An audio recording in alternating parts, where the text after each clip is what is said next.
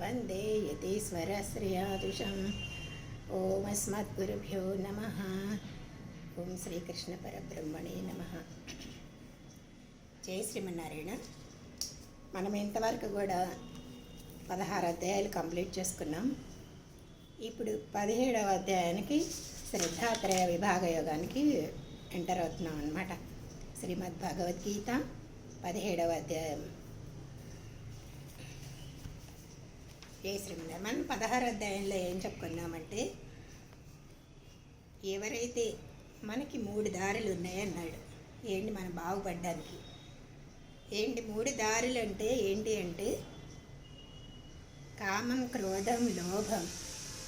ఈ 3 ద్వారాలన్నీ వదిలేసి మనం బాగుపడాలనుకుంటే ఈ 3 ద్వారాలన్నీ వదిలేసి తనని తాను బాగు చేసుకునే ప్రయత్నం చేస్తే వాడికి తప్పకుండా ఆత్మ సాక్షాత్కారం కలుగుతుంది. అలాగే భగవంతుడిని కూడా పొందే అర్హత వస్తుంది అని చెప్పాడు. అయితే ఇదంతా ఎవరు చెప్పారు అని చెప్పాడు అంటే, ఏ శాస్త్ర విధిముత్స్య వర్తతే కామకారత నన సిద్ధి మహాప్నోతి న సుఖం నా పరాంగతి అన్నాడు. ఇదంతా చెప్పింది శాస్త్రం. అయితే శాస్త్రం చెప్పిన దాన్ని మనం అతిక్రమించడానికి అస్సలే వీల్లేదు. ఎందుకు శాస్త్రంలో చెప్పిన దాన్ని అతిక్రమించి ప్రవర్తించాడు అని అంటే, వాడికి ఇక్కడ సుఖం లేదు అంటే ఇహలోకంలోనూ సుఖం ఉండదు, పాయిలోకంలో సంగతి అసలు చెప్పక్కర్లేదు. అందుకే నా సుఖం నా పరాంగతి. అందుచేత తస్మాత్ శాస్త్రం ప్రమాణంతే కార్య వ్యవస్థితం జ్ఞాత్వా శాస్త్ర విధానోక్తం కర్మకర్తరిమిహార్హసి అని. తస్మాత్ శాస్త్రం ప్రమాణంతే కార్య వ్యవస్థితం. ఏం చేయాలి, మన జీవితంలో ఏం చేయాలి, ఏం చేయకూడదు, ఏది స్వీకరించాలి, ఏది వదిలిపెట్టాలి, వీటిని గురించి తెలిపేది ఒక్కటే. అదేంటి అంటే వేదమే చెప్తుంది. అందుకనే అదే వేదం జ్ఞాత్వా శాస్త్ర విధానోక్తం, శాస్త్రం చెప్పిన ప్రకారాన్ని తెలుసుకొని కర్తుమిహార్హసి, చక్కటి పనులు చెయ్యి, మంచి పనులు చెయ్యి అని చెప్పింది. అందుకని మనకి 16 అధ్యాయంలో చెప్తారనమాట. ఇప్పుడు కృష్ణుడికి ఏది మంచి పని? యుద్ధం చేయడానికి వెళ్ళడం. వెళ్ళి యుద్ధం చెయ్యి శాస్త్రం చెప్పిన ప్రకారం. అది నీ కర్తవ్యం. నీకు ఏమనిపించినా సరే అది చేయక తప్పదు అని ఒక శాస్త్రంలో ఈ విషయం చెప్పి ఉంది అంటే, అది నీకు మంచిది అనిపించినా అనిపించకపోయినా, నీకు కష్టమని అనిపించినా సరే, దుఃఖం కలుగుతుందేమో అనుకున్నా సరే, ఆ శాస్త్రం చెప్పినట్లే చెయ్యాలి. ఉన్నదాని ప్రకారమే ఋషులు, ఇతిహాసాలు, పురాణాలు చెప్పిన దాని ప్రకారం మనం అనుసరించాలి. అది మన కర్తవ్యం. అది లేకపోతే నీకు ఇక్కడ సుఖం లేదు, అక్కడ సుఖం లేదు అని భగవంతుడు మనకి 16వ అధ్యాయంలో చెప్పాడు. ఇంకా 17వ అధ్యాయంలో చెప్తాడు అంటే, లేదండి శాస్త్రం చెప్పింది సరే, కానీ నాకు ఇలా తోస్తుంది, ఇది బాగుంది, ఇది నాకు సుఖంగా ఉంటుంది చేస్తే అని చెప్తే నీ సుఖానికి తగ్గట్టుగా ఉంటున్నట్టుగా చేయకూడదు. దాని నియమానికి నువ్వు కట్టుబడి ఉండాల్సిందే అని చెప్తాడు. అయితే మనం అనుకుంటాం, కొంతమంది శాస్త్రంలో ఏం చెప్పింది మొత్తం, మనం ఏం చేయాలో ఏం చేయకూడదో మొత్తం చెప్పింది కదా, కానీ మనకి ఇష్టమైంది మనం చేయకూడదు అనమాట. పొద్దున్నే ఎండ వస్తుంది అనుకోండి, నాకు పొద్దున్నే ఎండ రావడం బాగుండదండి, మధ్యాహ్నం ఎండ ఉండడం ఇష్టం లేదండి అని చెప్తే, నీకు ఇష్టం ఉన్నా లేకపోయినా సూర్యోదయం ఏమీ ఆగదు కదా. నీ ఇష్టంతో ఎవరికీ పని లేదు. కానీ సూర్యుడిచ్చిన ఎండని ఎలా ఉపయోగించుకోవాలో దాని గురించి మనం తెలుసుకోవాలి, మనకు తెలివంటూ ఉంటే. అంతేగాని అలాగే శాస్త్రంలో ఏం చెప్పారో ఎలా చెప్పారో తెలుసుకొని నీ జీవితాన్ని నడుచుకోవడం, దాని ప్రకారం నడుచుకోవడం నేర్చుకోవాలి. కానీ అని శాస్త్రాన్ని మార్చే ప్రయత్నం మాత్రం చేయకూడదు అన్నారనమాట. ఇప్పుడు చూడండి, అసలు శాస్త్రాలే తెలియకుండా, శాస్త్రం చెప్పిన విధులే తెలియకుండా కొన్ని దేవాలయాలు నేర్పిస్తున్నారు. అది వాళ్ళు ఇష్టం వచ్చినట్లుగా దేవుళ్ళకి గుళ్ళు కడుతున్నారని. మనం కట్టాలి అనుకుంటే, ఎవరైనా కట్టాలి అనుకుంటే శాస్త్రం చెప్పినట్లుగానే కట్టాలి. ఒకళ్ళంట ఏం గుడి కట్టారంటే గుడికి గోపురంగానేమో దేవుడి తల పెట్టారండి. తల పెట్టి కిందేమో దేవుడి గుడిని కట్టారంట. ఏంటి ఇలా కట్టావని స్వామివారు అడిగితే, నాకు దేవుడి కళ్ళ కనిపించి ఇలా కట్టమని చెప్పాడు స్వామి అన్నాడంట. అసలు భగవంతుడి విగ్రహాలు ఎలా ఉండాలి, ఎన్ని రకాలుగా ఆయన ఎన్ని రకాలుగా ఉంటాడు, ఆయనకి నిర్మించే దేవాలయాలు ఏ విధంగా ఉండాలి, ఎలా ఆరాధన చేయాలి అని ఆయనే స్వయంగా చెప్పాడు మనకి ఆగమ శాస్త్రాల్లో. కానీ మాకు లేదండి, మాకు కల్లో కనిపించాడు స్వామి ఇలాగే కట్టమన్నాడు అంటే అది శాస్త్రం అవుతుందా? ఆయనకేం వేరే పని లేదా నీ కల్లో కనిపించి చెప్పడానికి? ఇంకొక దేవాలయంలో ఏం చేస్తారంటే ఒకే శిల్పంలో ఒకవైపు హనుమంతుడు ఉన్నాడట, ఒకవైపు గణేశుడు ఉండేటట్టు కట్టారండి. హనుమంతుడు ఎదురుగుండానేమో రాముడి శిల్పాన్ని పెట్టారు, ఈ గణేశుడు ఎదురుగుండా శివుడి శిల్పాన్ని పెట్టారంట. నిజంగా శాస్త్రమే చెప్పిందా ఇలాంటి విగ్రహాలను ఇష్టం ఇచ్చినట్టు నిర్మించుకోవచ్చని అని ఇది స్వామివారి అది తప్పు అని చెప్పడానికి ఒకసారి ఒక సందర్భంలో చెప్తారనమాట. ఇప్పుడు గణేశునిది మనం పూజ చేస్తాం 9 రోజులు, అంతా పూజ అంతా అయిపోయాక ఏం చేస్తాం?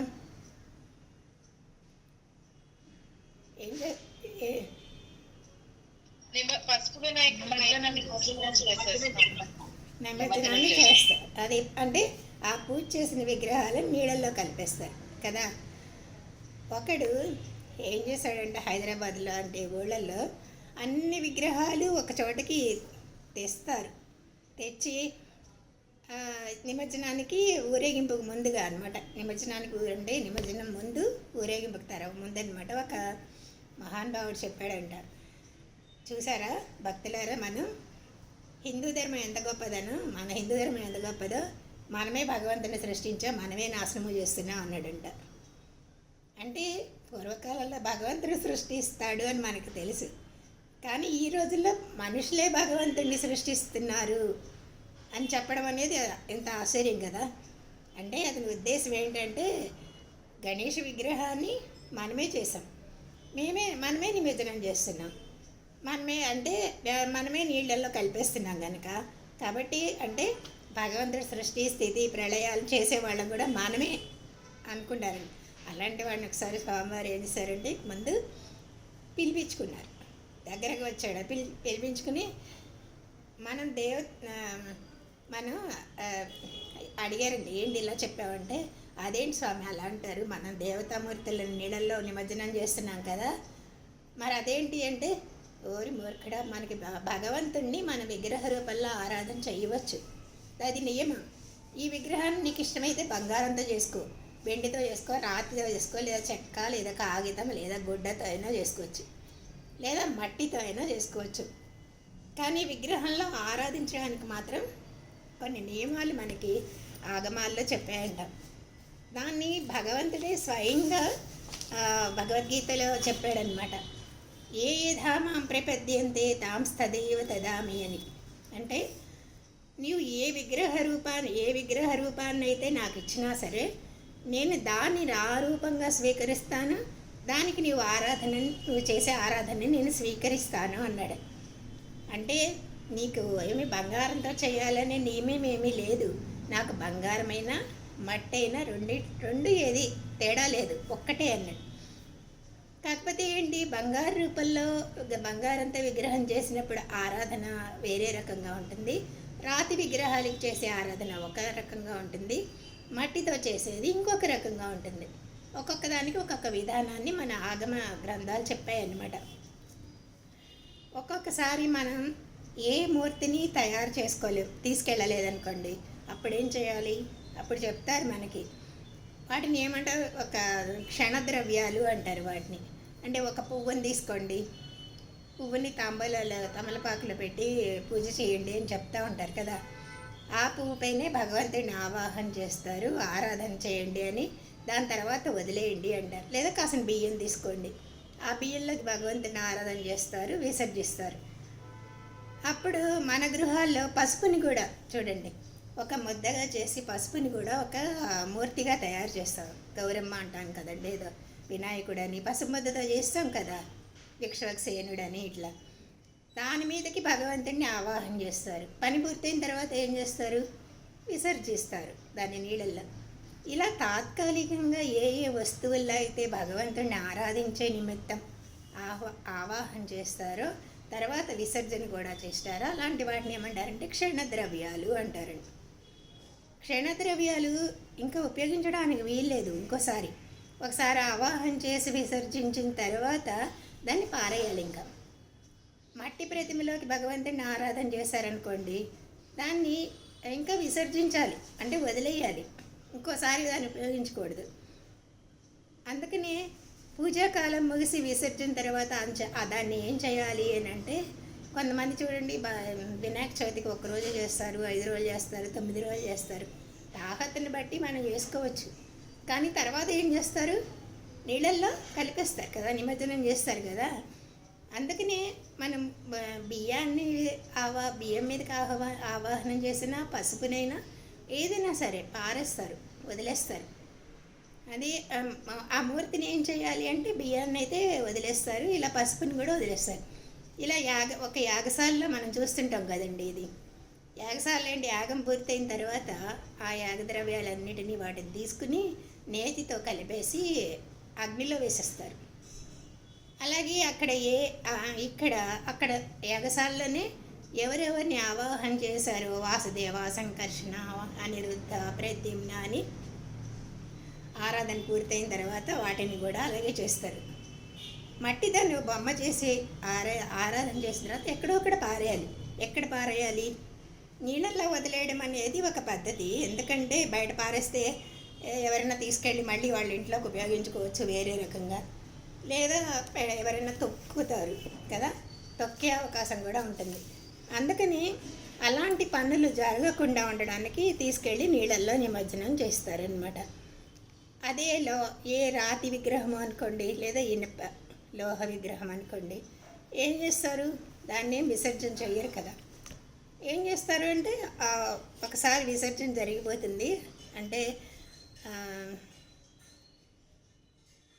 జరిగిన తర్వాత ఏం చేస్తారంటే అభిషేకం చేస్తారు. దానికి మళ్ళీ అభిషేకం చేసి దానిలోకి అది అయిపోయిన తర్వాత నీళ్ళతో అభిషేకం చేస్తారు. అప్పుడు అది పరిశుద్ధమైపోతుంది అంటారనమాట.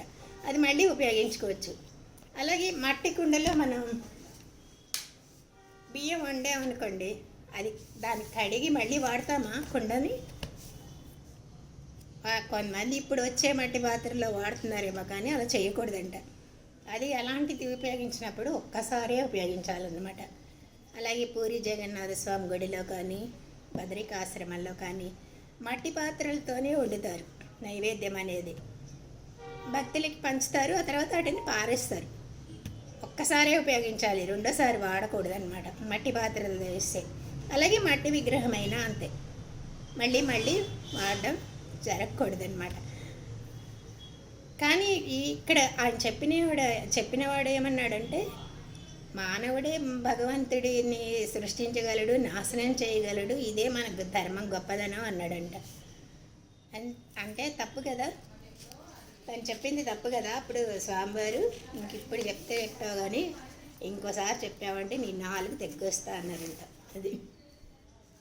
అది అని అన్నాక, అలాగే శాస్త్రంలో చెప్పిన విషయాలను సరిగ్గా అర్థం చేసుకోవాలి. ఫస్ట్ అర్థం చేసుకొని, అందరికీ సరిగ్గా అర్థం కాకపోవచ్చు, కానీ అర్థం చేసుకోలేని వాళ్ళు ఏదో తమకి తోచినట్టుగా చెప్పి ఇలా అందరినీ కూడా తప్పుదోవ పట్టిస్తూ ఉంటారు కదా. అందుకనే మన ఆచార సంప్రదాయాలను కూడా నాశనం చేయడానికి చూస్తూ ఉంటారండి. ఇదే జరుగుతుంది కూడా దేవాలయాల్లో ఇప్పుడు చూస్తున్నదే ఇది. అర్జునుడు అడిగాడు ఇప్పుడు దీంట్లో శాస్త్రాన్ని పట్టించుకోకుండా నాకు మంచిది అనిపించింది చేయొచ్చా? శాస్త్రం అవన్నీ నాకు వద్దు, నేను మంచిది అనుకుంటా చేయొచ్చా? శాస్త్రానికి నేను ఎలా ఉన్నానో నేను చేయగలలో లేదా శాస్త్రానికి తెలియదు, ఎప్పుడో ఒకసారి రాసి పెట్టేస్తారు. అది అందరికీ అన్వయించుకోవడం అనేది కుదరచ్చు, కుదరకపోవచ్చు కదా. నేను దుఃఖంలో ఉన్నానో సుఖంలో ఉన్నానో శాస్త్రానికి తెలియదు. నా సుఖం కోసం, నాకు కన్వీనియంట్ కోసం నేను తోచినట్లుగా నేను ప్రవర్తిస్తాను, ఏమవుతుంది అని కృష్ణుడిని అడిగాడు ఈ అధ్యాయాల్లో. అంటే కృష్ణుడు చెప్తున్నాడు, నరకానికి వెళ్తావు, ఘోర భయంకరమైన నరకంలోకి పోతా ఉన్నాడండి. అక్కడ ఏం చేస్తారో తెలుసా, నిన్ను వేడి నూనెలో, సలసల వేడి నూనెలో వేయించి రంపాలతో కోసి సుగలాలతో పొడిచి చంపుతారు తెలుసా అన్నాడండి.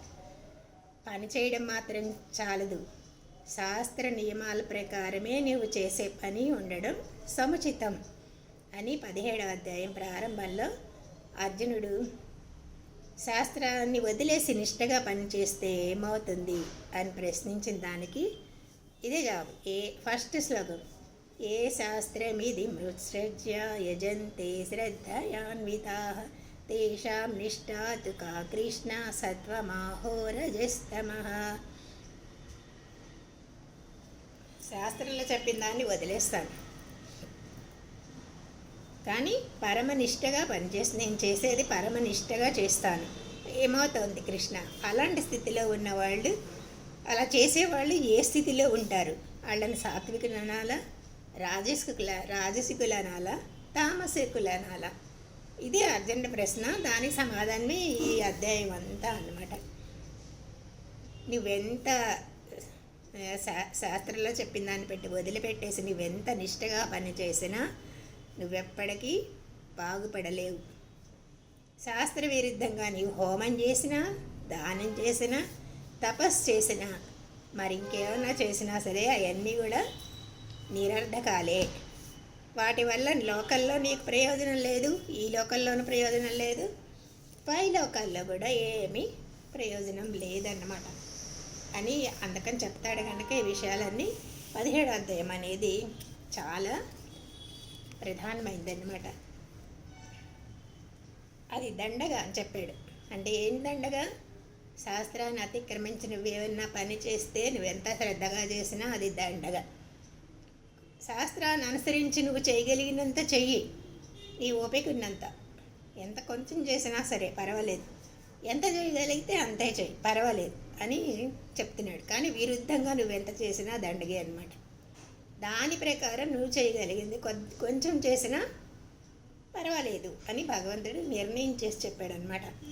ఈ మధ్యకాలంలో చూడండి, మనం ఇళ్లల్లో హోమాలు చేస్తున్నాం అంటున్నారు. ఏదో ఒక చిన్న పాత్ర పెట్టుకుంటారు, అందులో ఏదో వెలిగిస్తారు, రెండు పుల్లలు వేస్తారు, దాంతో అలా పొగ వస్తూ ఉంటుంది. పొగ దానివల్ల నీకేమన్నా పుణ్యం పురుషార్థం ఉంటుందా? ఏమి ఉండదు. హోమం అలా చేయమని నీకు ఏ వేదల్లోనూ చెప్పలేదు. హోమం చేసేటప్పుడు ఎలా ఆరంభించాలి, నిప్పుని వెలిగిస్తే ఎలా వెలిగించాలి, వెలిగించిన దానిని ఎట్లా చూసుకోవాలి, తిరిగి దాన్ని ఆర్పాలంటే ఎలా ఆర్పాలి అనేది వేదం చెప్పింది.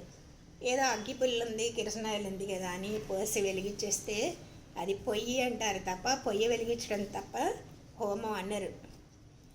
పొయ్యి వెలిగిస్తే వంట చేసుకోవడానికి పనికి వస్తుంది, కానీ హోమం చేయడానికి పనికిరాదు. ఇది ఇక్కడ ప్రతిదానికి ఒక శాస్త్రం అంటూ ఉంది అని చెప్తాడు అనమాట. అలాగే దాన్ని ఆర్పాలంటే కూడా ఏదో నీళ్లు పోసేసి పక్కన పడేస్తే అది హోమం అనరు, పుల్లల్ని తగలబెడుతున్నాం అంటారనమాట. అంతే. అందుకనే హోమం చేసే వ్యక్తి ఎలా ఉండాలో కూడా నియమాలు ఉంటాయి. శుభ్రంగా ఏదో ప్యాంటు షర్టు వేసేసుకుని వచ్చి 2 పుల్లలను ఆ కుండలలో పడేసి అగ్గిపుల్ల వెలిగించేసి హోమం చేశాను అంటే అది మనకి ప్రయోజనం లేదనమాట. హోమం చేయాలంటే అగ్నిహోత్రాన్ని ఉపాసన చేసే వ్యక్తి ఏ నియమాలతో ఉండాలో కూడా మనకి శాస్త్రం చెప్పింది. లేదండి హోమం చేస్తాం కానీ శాస్త్రం అక్కర్లేదు అంటే అసలు అనుకుంటే అసలు హోమం ఎందుకు అక్కర్లేదు అంటే ఎదురుగుండా నీకు ఫలితం కల్పించక నువ్వు శాస్త్రాన్ని అతిక్రమించరానిదని నీకు ఏదో ఫలితం ఎదురుగుండా కనిపించకపోవచ్చు, కానీ దానివల్ల కలిగే దుష్ప్రభావాలను నువ్వు తర్వాత అనుభవిస్తావు అని చెప్తాడు. అందుకే ఆ నియమాన్ని పాటించడం అనేది చాలా అందరికీ మంచిది అని. ఇప్పుడు చూడండి, మనకి ఎంత కొలెస్ట్రాల్ ఉందని చెప్తారనుకోండి, కానీ వేపుళ్ళని నెయ్యి అని అంతా వేసేసుకొని తినేసి అప్పుడు పెరిగిపోయాక అయ్యో ఎందుకు తిన్నానరా అని ఏడుస్తాడు కదా. గుండెల రక్తనాళాలు పొడిగిపోయాయని, ఆపరేషన్ చేయించాలని. నేను తినేటప్పుడే నువ్వు కరెక్ట్గా తింటే నీకు ఇంతవరకు అనుభవించాల్సిన అవసరం రాదు కదా.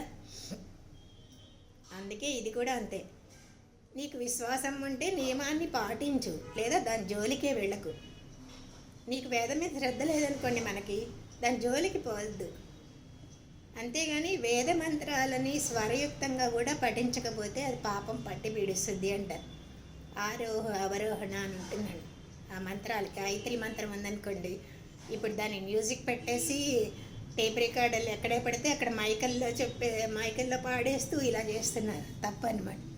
అలా చేయకూడదు. దానికి ఒక నియమం ఉంటుంది. దానిలో స్వరాలను ఎలా ఉచ్చరించాలో తెలియక దాన్ని కూడా భ్రష్టు పట్టిస్తున్నారు అన్నారు. దాంతో ఏమవుతుంది, అది విన్న వాళ్ళకి పాడిన వాళ్ళకి ఆసదాడ రకరకాల రోగాలు వస్తున్నాయి అన్నమాట. ఆ మంత్రాన్ని మనకు తెలియదు అనుకోండి, ఆ మంత్రాన్ని అసలు స్పష్టంగా పలకద్దు, పట్టించుకోవద్దు. అలా స్పష్టంగా చెప్పలేనప్పుడు అసలు పట్టించుకోకండి. అది సరైన పని కాదు, తప్పని. ఒక మంత్రం యొక్క స్వరాన్ని మార్చడం అంటే ఏంటంటే దానిలోని ప్రాణాన్ని హరించడం లాంటిదే అంటారు. ఇప్పుడు చూడండి, మన శరీరం కూడా ఏమవుతుంది, ఒక లయలో నిర్మితం అవడం. ఇన్నిసార్లు గుండె కొట్టుకోవాలని, ఇన్నిసార్లు పంప్ చేయాలని, ఇన్నిసార్లు శ్వాసలని, ఇవన్నీ ఒక లయ ప్రకారం జరుగుతుంటాయి. ఆ లయ తప్పితే ఏమవుతుంది, రోగం అంటాం. అంటే శరీరం లయ తప్పింది అని అర్థమే కదా. కాబట్టి ఆ మంత్రం కూడా అంతే. అది లయ తప్పి మనం కనుక స్వరం తప్పి ఉచ్చరిస్తే అట్లాగే అవుతుంది. లయబద్ధంగా చదవాలి, నేర్చుకోవాలన్నమాట. అందుకే 16వ అధ్యాయంలో ఇదే చెప్పాడు అర్జున్. తస్మాత్ శాస్త్రం ప్రమాణంతే అన్న, ఏ పని చేయాలన్నా కూడా శాస్త్రం నిర్దేశించిన ప్రకారమే చెయ్యి. ఏది చేయాలో ఏది మానాలో అదే చెప్తుంది, తెలుసుకుని చెయ్యి అని. ఇక్కడ 17వ అధ్యాయంలో ఆయనకి ఇదంతా వింటున్నాడు. విని కూడా ఒక సందేహం వచ్చింది, నేను శాస్త్రాన్ని పాటించను, నాలో శ్రద్ధ ఉంది, యజంతే శ్రద్ధయాన్విత. అప్పుడు నాలాంటి వాళ్ళు ఏమవుతారు, ఏ వర్గాల్లో చేరుతారు, సాత్వికమైన వర్గాల్లోనా, లేకపోతే రాజసిక వర్గాల్లోనా, తామసిక వర్గాల్లోనా అంటే అడిగితే శాస్త్రం అక్కర్లా, శ్రద్ధగా చేస్తాను అంటున్నాడు. ఇలాగే ఉన్నాం కదండి మనం చాలామంది. శాస్త్రాలు గీస్త్రాలు పక్కన పెట్టేయండి, అవన్నీ ఉండాలేయండి, అక్కర్లేదు. నేను ఎవరిని హింస పెట్టను, నేను ఎవరి జోలికి పోను, నా మాన్నాన్ని ఉంటాను, మంచిగా ఉంటాను, ఇది చాలదా అనుకుంటాం కదా మనం కూడా. ఈ శాస్త్రాలు ఇవన్నీ నాకు తెలియదు బాబు, నాకు తోచినట్టు ఏదో కొంచెం చేసుకుంటాను ఓపిక ఉన్నంత, లేకపోతే నా మానాన్ని నేను ఉంటాను అనుకుంటాం కదా. మంచిగా ఉంటాను, ఇది చాలదా అనుకుంటాం. పోనీ నిన్ను అలా ఉండమని చెప్పిందా ఎక్కడైనా శాస్త్రం? పోనీ మనం అలా ఉండగలమా? చేతనైతే నేను 10 మందికి ఉపకారం చేస్తానండి, లేకపోతే లేదండి, ఇది మంచిదే కదండి అంటాం మనం. నిజంగా ఉండగలవా అట్లాగా అంటే చెప్తారు, అప్పుడు నీకంటే ఒక చెట్టు నెయ్యం కదా, అది తన మానాన్ని తాను బతుకుతుంది, ఎవరికి హాని చేయదు, ఎవరిని హింసించదు చెట్టు. అలాగే ఎవరిని తిట్టడం లేదు, కొట్టడం లేదు. చేతనైతే నీడనిస్తుంది, గాలినిస్తుంది, ఇంకా అప్పుడప్పుడు పూలిస్తుంది, పళ్ళు ఇస్తుంది కదా. ఇచ్చి బదులుగా మన ఏమన్నా అడుగుతుందా చెట్టు? అంటే అది మనకన్నా మంచి దాత కదా. మనం ఏదైనా దానం చేస్తే దాని ప్రయోజనం అందరూ చూస్తున్నారా లేదా, నేను ఇంత ఇచ్చానని గొప్పగా చెప్పుకుంటుందా? అవన్నీ దానికి ఉండవు. 100 పువ్వులు పూస్తే అన్నిటినీ మనకే ఇస్తుంది. ఇచ్చి డబ్బులు అడుగుతుందా? ఏం అడగదు. మరి మనం ఉంటాం అట్లా, అన్నీ మనకున్నాయన్నీ ఇచ్చేయగలమా? దానికి 1000 కాయలు కాసినా సరే ఒక్క కాయని నా కోసం ఉంచుకుంటాను, మిగతావన్నీ మీరు పుచ్చుకోండి అంటుందా? అన్నీ నీకేస్తుంది, ఒక్కటి కూడా తన కోసం అట్ట పెట్టుకోదు. దాని పేరు చెప్పి ఇంకా మనం అమ్ముకుంటాం. మామిడికాయలు ఇవన్నీ కాసినాయి అనుకోండి, కోసి ఏం చేస్తాం, మనం అమ్ముకుంటాం, ధనాన్ని ఆర్జించుకుంటాం. కానీ చెట్టు మన నుంచి ఎప్పుడు కూడా డబ్బులు అడగదు. అరే నేను ఇచ్చానే అన్ని కాయల్ని అనుకుంటుందా? అనుకోదు. నువ్వు మరి మనం ఉంటామా అట్లాగా? మనకున్నవన్నీ ఇచ్చేసి చెట్టులాగా ఉండగలమా? అప్పుడు అలా నీ అంటే మనం మనం బతికేది దానికన్నా అదమం, చెట్టేనయ్యం మనకన్నా అనమాట. దానికంటే గొప్ప మరి చెట్టు కన్నా నేను గొప్ప బతుకు నాది అనుకున్నప్పుడు ఏం చేయాలి అంటే, అది చేసే పని కన్నా మనం ఎక్కువ చేయాలి. అప్పుడు కదా దానికన్నా ఉత్తమం అనుకుంటాం. దానికి ఉన్న స్థాయి మానవుడికి అసలు మనకి లేదు. చెట్లకు ఉంది, పక్షులకు ఉంది, పశువులకు ఉంది, కానీ మనిషికి లేదు. ఆలోచించి చూద్దాం ఒకసారి. మనకుందా? ఉన్నదంతా ఇచ్చేసి ఏ ప్రయోజనం ఆశించకుండా ఇవ్వగలమా? కానీ పశువులకు కూడా ఉంది. ఎట్లా ఉంది? ఒక కుక్కని కాపలా పెట్టామనుకోండి, అది రోజంతా మన ఇంటిని కాపలా కాస్తుంది. లేదు, నాది 8 గంటల డ్యూటీనే, నేను ఎక్స్ట్రా డ్యూటీ చేస్తే నాకు ఎక్స్ట్రా పేమెంట్ ఇవ్వండి అని ఎప్పుడైనా అడుగుతుందా? అడగదు. ఎప్పుడు సేవ చేస్తుంది యజమానికి. మరి మనం చేయగలం అట్లా? చేయలేం. మనం ఎంతసేపు పని చేస్తానయ్యా అంటే, కొంతసేపు పని చేస్తాను, కొంతసేపు విశ్రాంతి కావాలి మనకి. కానీ ఆ కుక్క నీ దగ్గర కాపలా కాస్తుంది మన దగ్గర, అలా అనుకుంటుందా? అంటే మన దానికన్నా అన్యాయమే కదా మన బ్రతుకు. అందుకని నేను ఎవరికి హాని చెయ్యనండి, నా మాన్న నేను బతుకుతా, నాకున్నదేదో నేను చేస్తా, నాకు చేతనైంది నేను చేస్తా అని అన్నా కూడా అది దాని కుక్క బతుకు కంటే అన్యాయం, చెట్టు కంటే తక్కువ. ఎందుకంటే ఆ పాటి కూడా మనం అనలేం, మనం చేయలేం గనక. మనం మనుషులం కదా, వాటికంటే మనం ప్రకృతిలో ఎక్కువగా అనుభవిస్తున్నాం. అది చేసే పని కంటే గొప్ప పని చేయాలి.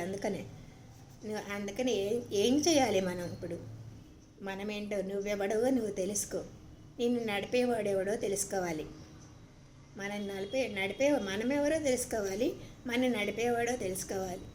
వాడు మనల్ని ఎందుకు ఇక్కడికి తెచ్చాడో దాన్ని గుర్తించాలి. ఆ పని చేయడం కోసం మనం బతకాలి అని చెప్తారు ఈ అధ్యాయంలో. అర్థమైందా? 4 పాయింట్లు. మనం ఎవరో తెలుసుకోవాలి, మన నడిపించేవాడెవడో తెలుసుకోవాలి, అసలు వాడు మనని ఎందుకు ఇక్కడికి ఈ లోకంలోకి తెచ్చాడో దాన్ని గుర్తించాలి. ఆ పని చేయడం కోసం మనం బతకాలి. అప్పుడే మన జన్మ సార్థకం అవ్వడానికి అవకాశం ఉంటుంది అని అధ్యాయాలు చెప్పారు. ఒకసారి రిపీట్ చేయండి. ఏమన్నాడు?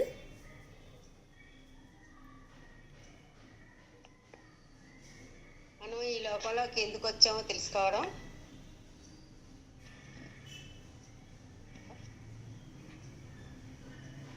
హలో, ఎంతమంది ఉన్నారు చెప్పండి. మన కోసం మనం బతకాలి, ఏం చేయాలో తెలుసుకోవాలి, ఆ పని కోసం మనం ఏం చేయాలి, మనం ఎవరో తెలుసుకోవాలి ఫస్ట్.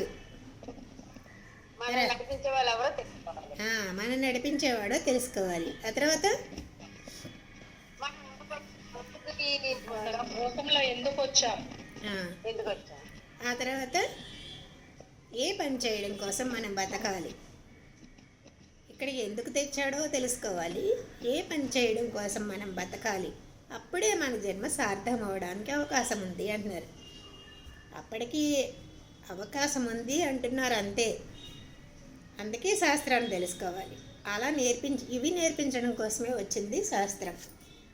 అందులో ఉండేదంతా నువ్వు చేయగలవా? చేస్తే గొప్పవాళ్ళమే. మనం చేయలేమనుకుంటామా? ఎంత వీలైతే అంతే చేయాలి. ఒక్కొక్కడికి ఒక్కొక్క రకంగా చెప్పింది శాస్త్రం.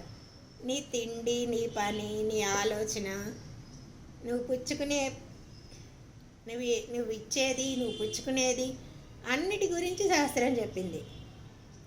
అందుకనే ఆహారం, యజ్ఞం, దానం, తపస్సు. ఇందులో నీవు కొన్ని మనసుతో చేస్తావు, కొన్ని ఏమో నోటి మాటలతో అంటే వాక్కుతో చేస్తావు, కొన్ని శరీరంతో చేస్తావు. ఇబ్బంది లేదు. అంటే మనం చేసే పనులలో చెప్తున్నారు ఆహారం, యజ్ఞం, దానం, తపస్సు. ఈ 4 కేటగిరీలు చెప్పారు. ఏంటి మనం ఏం చేయాలో చెప్పడానికి. ఇందులో కొన్ని ఏమో మనం ఏం చేస్తాం, మనస్సుతో చేస్తాం. తపస్సు అంటే మనసుతో చేస్తాం కదా. దానం అనేది శరీరంతో కొన్ని, అలాగే వాక్కుతో కొన్ని శరీరంతో చేస్తాం. అంటే వాచిక, కాయిక, మానసిక ఆ పాట క్రియలతో ఎలా ఉండాలో చూపిస్తుంది ఈ అధ్యాయంలో. సాత్వికంగా ఉన్నాడు అనుకోండి, వాడి వాచిక, కాయిక, మానసిక ప్రవృత్తులు ఎలా ఉంటాయి, వాడు ఎలా ఉంటాడు, వాడు ఎలా మాట్లాడతాడు, వాడు ఎలా ఆలోచిస్తాడు, వాడు చేసే పనులు ఎలా ఉంటాయో. అలాగే రాజస గుణం కలిగిన వాడికి ఎలా మాట్లాడతాడు, ఎలా చేస్తాడు, వాడి ఆలోచనలు ఎలా ఉంటాయి. అలాగే తమో గుణం కలవాడికి వాడు ఎలా మాట్లాడతాడు, ఎలా చేస్తాడు, వాడి ఆలోచనలు, మానసిక ప్రవృత్తులు ఎలా ఉంటాయి, వాళ్ళ యజ్ఞాలు ఎలా ఉంటాయి, తపస్సు ఎలా ఉంటాయి, ఆహారాలు ఎలా ఉంటాయో ఇవన్నీ మొత్తం చెప్తాడు ఈ 15వ అధ్యాయంలో. అర్థమైందా? వాళ్ళ యజ్ఞాలు ఎలా ఉంటాయి. యజ్ఞం అంటే ప్రతిదీ యజ్ఞమే కదా. మనం చదువుకున్నాం తపో యజ్ఞం, ఇలా మనకి ప్రతిదీ యజ్ఞమే. మనం చేసే పనులన్నీ యజ్ఞభావంతో చేయమంటాడు కదా మనకి. అందుకే తపస్సులు ఎలా ఉంటాయి, ఆహారాలు ఎలా ఉంటాయి, ఇవన్నీ మొత్తం చెప్తాడు మనకి 17వ అధ్యాయంలో అనమాట. అది త్రివిధ భవతి శ్రద్ధ దేహినాం సా స్వభావజ సాత్వకీ రాజసీ చైవ తామసీ చేతి తాం శృణు. రెండవ శ్లోకం చదవండి ఎవరైనా. హరే కృష్ణ. త్రివిధా భవతి శ్రద్ధా దేహినాం సా స్వభావజా సాత్వికీ రాజసీ చైవ తామసీ చేతి తాం శృణు. Very good. ఎవరికైనా సరే దేని మీదైనా సరే శ్రద్ధ అనేది 3 రకాలుగా ఉంటుంది అన్నాడు. ఫస్ట్ శ్రద్ధ అనేది మనకి సహజంగా వస్తుంది, పుట్టుకతో వస్తుంది. ఇది కొన్ని ఇందులో 2 రకాలు. పుట్టుకతో వచ్చే కొంత శ్రద్ధ అయితే మనం అది విని ఇది విని ప్రవచనాలు విని మంచి మాటలు విని మన ప్రయత్నంతో సాధించుకునేది, ఇది మంచిది అని మనం సెలెక్ట్ చేసుకుని వాటి చేయడం ద్వారా కూడా కొంత మారుస్తుంది. పుట్టుకతో వచ్చినా కూడా మన ప్రయత్నంతో కూడా మార్చుకోవచ్చు అనమాట. శ్రద్ధ అనేది పూర్తిగా సాధ్యం కాకపోవచ్చు, కానీ కొంతమేరకు తప్పకుండా మనం మార్చుకోవచ్చు. ఇప్పుడు చూడండి, ఒక మిరపకాయకి సహజంగా దాని లక్షణం ఏంటి? మిరపకాయ లక్షణం కారం పడడం. చేతితో పట్టుకున్నా కూడా చేతికి కూడా మంట పెట్టేస్తుంది కదా. నోట్లో పెట్టుకుంటే సరే నోరు ఇంకా మండిపోదు. అదే ఇంకా ఎక్కడ పెట్టినా, ముక్కులో పెట్టినా నోట్లో పెట్టినా కూడా మండుతుంది కదా. మరి మిరపకాయ గింజకి మంట పుట్టడం అనేది లక్షణం అంటే దాని స్వభావం అది. బెల్లానికి తీపి ఎట్లా స్వభావం, మిరపకాయకి కారం అనేది అంత స్వభావం. అయితే కొంత అంటే పంచదార పాకం పట్టామనుకోండి, పాకం పట్టి అందులో మిరపగింజలు వేస్తే ఏమవుతుంది? కారం తెలియదు కదా, పైకి కారం తెలియదు. పొట్టలోపలికి వెళ్ళాక ఏమవుతుందో ఏమో కానీ అది వేరే విషయం. ముందైతే కారం తెలియదు తినేటప్పుడు. పైన కనీసం దానికి కొంత తేడా అయితే వస్తుంది కదా. వస్తుందంటారా? వస్తుంది మేడం. నోట్లో పెట్టుకుంటే మంట ఉండదు, తీగానే ఉంటుంది కొంతసేపు, మింగేంత వరకైనా కనీసం. అందుకని ఇది ఎలా వచ్చింది? చక్కెరతో సంపర్కం వల్ల, అది షుగర్తో కలిసింది కనుక. అందుచేత ఇవేంటి, కొన్నేమో స్వభావంతో ఉన్న, కొన్ని ఇంకొకళ్ళతో కలవడం వల్ల, మంచి వాళ్ళతో కలవడం వల్ల కూడా మన స్వభావంలో మార్పు రావచ్చు అనమాట. కొన్నిలా పుట్టుకతో వచ్చింది పుడకలతో పోదు అంటారు, కానీ మనం కొంత కనీసం మార్చుకోవచ్చు మానవులం కనుక వాటిని మనం సంస్కరించుకోవచ్చు అంటున్నాడు. ఆ సంస్కరించిన క్రమం తెలియడం కోసమే నాయన అని చెప్తూ, నీవు తామసుడువైనా కావచ్చు, సాత్వికమైన ఆచారాలు, నువ్వు తామసుడు అంటే తామసుడుగా పుట్టచ్చు, దాంట్లో జన్మతో తామసుడుగా పుట్టచ్చు, కానీ సాత్వికములైన ఆచారాలని నీవు అలవాటు చేసుకోవచ్చు అని చెప్తున్నాడు. ఏం చేస్తే వాడు సాత్వికుడు అవుతాడు, సహజంగా ఎట్లా ఉంటాడు, దాన్ని ఎలా మార్చుకుంటాడు అని చెప్తాడు స్వామి అన్నమాట ఇందులో. ఎవరికైనా సరే ఆ, శ్రద్ధ అనేది మనం పుట్టిన ప్లేస్ని బట్టి వస్తుంది. మనం పుట్టిన ఫ్యామిలీస్లో కానీ మనం పుట్టిన ప్రదేశాల్లో ఎక్కడ పుడతామో దాని ఇన్ఫ్లుయెన్స్ మన మీద ఉంటుంది కదా. కొన్ని చోట్ల చూడండి, అలాగే ఒక మట్టికి కూడా చెప్తారు. మట్టికి ఏమైంది, మన దేశంలో మట్టికేమో మంచి పరిమళం ఉంటుందంట మన దేశంలో మట్టికి. కానీ అసలు అమెరికాలో అలాంటి దేశాల్లో మట్టికి ఏం పరిమళం ఉండదు. అది దాంట్లో అందుకనే రకరకాల అన్నీ కలిపి కానీ మొక్కలు పెట్టడానికి కుదరదు. అక్కడ మనలాగా ఉత్తి భూమిలో పెట్టడానికి కుదరదు. దాంట్లో ఎన్ని కలిపి మట్టి అమ్ముతారు. ఆ మట్టికి పరిమళం ఉండదు అన్నమాట. అందుకనే కానీ వాటిలో మొక్కలు వేస్తే మాత్రం ఎలా పెరిగిపోతాయి. అప్పుడప్పుడు 2 నెలల్లోనే పూలు పూసేస్తాయి, కాయలు కాసేస్తాయి, అన్నీ వచ్చేస్తాయి. ఇంతంత పువ్వులు ఉంటాయి మళ్ళీ, కానీ వాసన మాత్రం ఉండవు అందులో. అట్లా వేసిన ఈ కెమికల్ వల్ల అన్నమాట. అన్నీ చాలా గొప్పగా ఉంటాయి కానీ సారం ఉండదు. మనుషులు కూడా అంతే, చూడడానికి కూడా వాళ్ళు భయంకరంగా ఉంటారు కానీ సారం ఉండదు అన్నమాట. ఇక మన సహజ లక్షణాల్లో మనం కొంత మన స్వభావాన్ని కొంత మార్చుకోవచ్చు. ఎలా చేయాలో చెప్తున్నాడు 3వ అధ్యాయం 3వ శ్లోకంలో. ఎలా మార్చుకోవచ్చో చెప్తున్నాడు. అంటే తామసికులుగా పుట్టి అదే క్షేత్రం యొక్క ఇన్ఫ్లుయెన్స్ ఉన్నప్పటికీ కూడా కొంత ఎలా మార్చుకోవచ్చో చెప్తున్నాడు.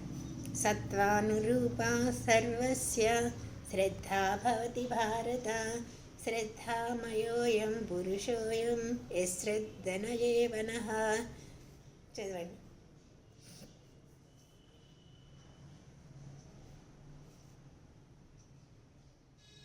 అన్మ్యూట్ చేసుకో. శ్రీ భగవానువాచ సత్వానురూపా సర్వస్య శ్రద్ధా భవతి భారత, శ్రద్ధామయోయం పురుష యో యచ్చద్ధః స ఏవ సః. శ్రద్ధామయోయం పురుష అంటే ఈ మానవుడే శ్రద్ధామయుడు అన్నాడు.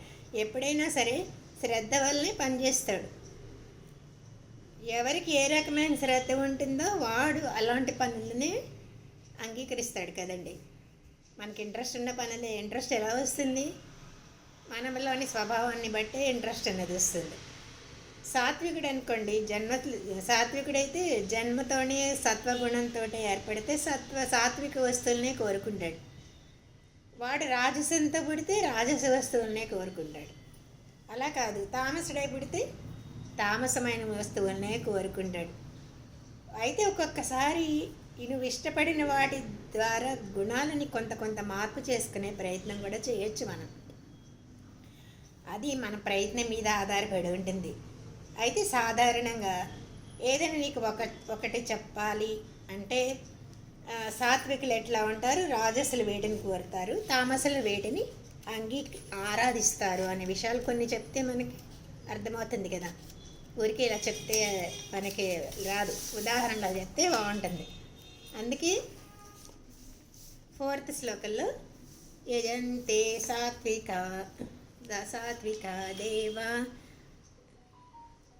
దేవాన్యక్షరక్షాంసి రాజసాః ప్రేతాన్ భూతగణాశ్చైన్య యజంతే తామసా జనాః. ఒకసారి చదవండి. యజంతే సాత్వికా దేవాన్ యక్ష రక్షాంసి రాజసాః ప్రేతాన్ భూతగణాశ్చాన్యే యజంతే తామసా జనాః. యజంతే సాత్విక దేవ. సాత్వికులు ఏం చేస్తారు? ఎప్పుడు కూడా భగవంతుడిని ఆరాధిస్తారు. యక్ష రక్షాంసి రాజసః. ఇక రజోగుణం కలవాళ్ళు ఏం చేస్తారు? రాక్షసులను ఆరాధిస్తారు. తామస గుణం కలవాళ్ళు. కానీ ఈ మధ్యలో మనకి ఈ ధనం రావాలంటే, నీకు ఐశ్వర్యంతో నిండిపోవాలంటే అని రకరకాల మంత్రాలు చెప్తున్నారు కదండి. అది కుబేర మంత్రం అని, అలాగే కొంతమంది ఏమో సాకిని డాకిని మంత్రాలు కూడా చెప్తారట. అది వాళ్ళకి ఇష్టమవుతుంది. ఈ రాజస గుణం తామస గుణం ఉన్న వాళ్ళకి ఈ మంత్రాలంటే ఇష్టమవుతుంది. అలాగే ఈ మంత్రాలన్నీ చదువుతుంటారు. చాలామందికి ఆ మంత్రాలు కూడా వచ్చానుకో రజోగుణం కలిగిన వాళ్ళు అలాంటి వాటిని ఇష్టపడుతుంటారు అనమాట. వాళ్ళకి బాగుంటుంది అది అలాంటివి చేస్తుంటే. మరి తామసులు ఏం చేస్తారు అంటే ప్రేతాన్ భూత గణాశ్చైన్య యజంతే తామసాజన, రకరకాల భూతగణాలని ప్రేతగణాలని ఆరాధన చేస్తూ ఉంటారు. ఎవరు? తామస గుణం వల్ల వాళ్ళు. అలా చేసేవాళ్ళని ఏమంటారంటే గాణాపత్యులు అంటారంట. అలాగే కొంతమంది విష్ణుదేవుడిని ఆరాధన చేస్తారు, పరమశివుడిని ఆరాధన చేసేవాళ్ళు కొందరు ఉంటారు. అలాగే శక్తి దేవతలను ఆరాధించే వాళ్ళు ఉంటారు. అలాగే భూతగణాలను ఆరాధించే వాళ్ళు కూడా ఉంటారు. ఇలా రకరకాలుగా ఉంటారు. వాళ్ళ వాళ్ళ గుణాలను బట్టి వాళ్ళకి అవి ఇష్టమవుతూ ఉంటాయి. అది వాడి తప్పు కాదు, వాడి వెనకాల ఉండే గుణాల ప్రభావం అది. కొంతమంది భయంకరంగా విగ్రహాలను చూస్తే, భయంకరంగా ఉండే విగ్రహాలను చూస్తే పూజ చేయబుద్ధి వేస్తుందని. కాళికాదేవి అని నోరు బాగా జాపుకొని రక్తం కారుతూ ఉంటాయి చూడండి. అలాంటి విగ్రహాలు చూస్తే కొంతమందికి పూజ చేయబుద్ధి వేస్తుందంట. చేతిలో ఏవో శిరస్సు పట్టుకొని రక్తం కారుతూ ఉంటుంది, ఇంకో చేతితో కత్తి, అది కూడా రక్తం కారుతూ ఉంటుంది. ఇలా ఉంటాయి కొన్ని, వాటికి పూజ చేస్తుంటారు. అదేంటి మరి వాళ్ళకి అవి నచ్చుతాయి అన్నమాట. కొంతమంది మేకను తీసుకెళ్ళి బలిస్తూ ఉంటారు. అలాగే ఇక్కడ గేదెల్ని కూడా బలిస్తారంట. ఇక్కడ ఒకసారి గౌహతిలో శక్తి దేవత అనే ఆలయం ఉందంట. అక్కడ గేదెల్ని కూడా బలిస్తారంట. అసలు పాపం వాటిని ఎలా నరకబుద్ధి వేస్తుందో ఏంటో, అది గిలగిలా కొట్టుకుంటుంటే ఎలా చూడబుద్ధి వేస్తుందో. అక్కడ గేదెల్ని బలి ఇచ్చేస్తారు. రక్తం దారులుగా కారుతుంటే అక్కడ చూస్తే ఎలా ఉండబుద్ధి వేస్తుంది వాళ్ళకి, అదేమో మనకి తెలియదు. మొన్న ఎవరో అంటున్నారు, ఏమండి పరశురాముడు రాక్షసులు రాజులందరినీ సంహరించి శమంతక పంచకం అనే 5 సరస్సులను ఏర్పాటు చేసి వాటిలో రక్త తర్పణం చేశాడంట కదా. ఈ సరస్సులన్నీ ఎలా చేయబుద్ధి అవుతుందండి అట్లాగా అని అంటున్నారంట. అంటే అప్పుడు అంటారు కదా, పరశురాముడు క్షత్రియులందరినీ నరికేసి వాళ్ళ రక్తంతో కురుక్షేత్రంలో శమంతక పంచకం అని కట్టాడు అని 5 సరస్సులను ఏర్పాటు చేశాడనమాట అక్కడ. అంటే వాటిలో రక్త తర్పణం చేశాడంట. అందరి రాజుల యొక్క రక్తాన్ని అక్కడ తీసుకొచ్చి ఆ సరస్సులు ఇవి అంటే. కానీ మన దేశంలో చాలా చోట్ల పండగల్లో కూడా జంతు బలులు ఇస్తారు కదండి. మన సంక్రాంతికి ఎంతమంది ఇచ్చారు, కోళ్ళని గొర్రెల్ని, వాటిని తింటూ ఉంటారు. అదేంటి అంటే తామస్ ప్రవృత్తి. అదొక అంటే ఈ తామసులకి ఎలాంటి పనులే నచ్చుతుంటాయి అన్నమాట. ఒక్కొక్కళ్ళకి ఒక్కొక్కటి నచ్చుతుంది, వాడి పుట్టుకని బట్టి అది నచ్చుతుంది అనమాట. అది వాడికి ఎందుకు నచ్చుతుందో అసలు ఎలా చూడగలుగుతాడో ఇవన్నీ మనం చెప్పలేం. వాడి పుట్టకి అంత, వాడికి స్వభావజం అని పెట్టారు, అందుకే వాడి స్వభావమే అంత. ఇంకా కొంతమంది ఉంటారు లోకంలో, 5వ శ్లోకంలో చెప్తున్నాడు. ఇంకా కొంతమంది ఈ లోకంలో ఇలాంటి వాళ్ళు కూడా ఉంటారని.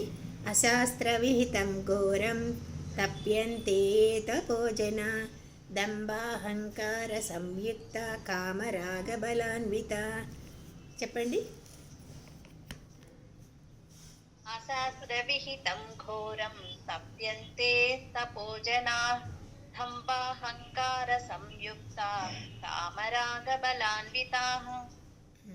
ఇంకా లోకల్లో ఇంకా కొంతమంది ఇలాగే ఉంటుంది. కొంతమంది ఇలాగ చెప్పనుకున్నాం కదా, మనం భయంకరమైన విగ్రహాలకి ఆరాధన చేయబుద్ధేస్తుంది, బలుల్ని ఇవ్వబుద్ధేస్తుంది. అవి గిలగిలా కొట్టుకుంటుంటే చూసి ఆనందిస్తూ ఉంటారు. కొంత వాళ్ళే కాదండి, రాక్షసులు మన మనుషుల్లో ఎంతమంది ఉన్నారు. మన పేపర్లో చూసాం కదా, ఏంటి భార్య తను పోట్లాడుకుని నిప్పు అంటించుకుంటుంటే వీడియో తీశాడంట. బాగా అంటించుకోవాలి, వీడియో తీస్తూ కూర్చున్నాడంట భర్త అనేవాడు. మనిషా పసవాడు నిజంగా. చనిపోయింది అమ్మాయి అట్లాగే, పూర్తిగా కాలే వరకు వీడియో తీశాడంట. ఇంకొకళ్ళు అంటారు, ఇక్కడ రాజేంద్ర నగర్లో ఒక యాక్వేరియం ఉందండి. యాక్వేరియం అంటే చేపలు వెళ్ళే ట్రక్ అనమాట.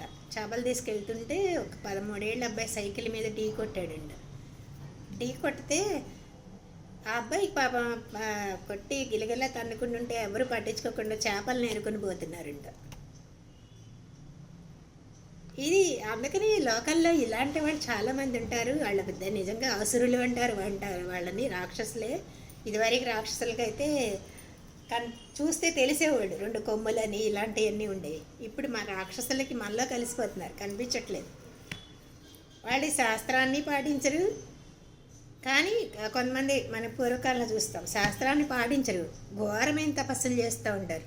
ఎవరు చెయ్యలేనంత ఘోరమైన తపస్సులు. వాళ్ళ భూమికలు కూడా బయటకు వచ్చి అస్థిమంజరాలాగా ఉండి ఒంటికాల మీద తపస్సులు చేసేవాళ్ళని మన పురాణాల్లో వింటుంటాం కదా.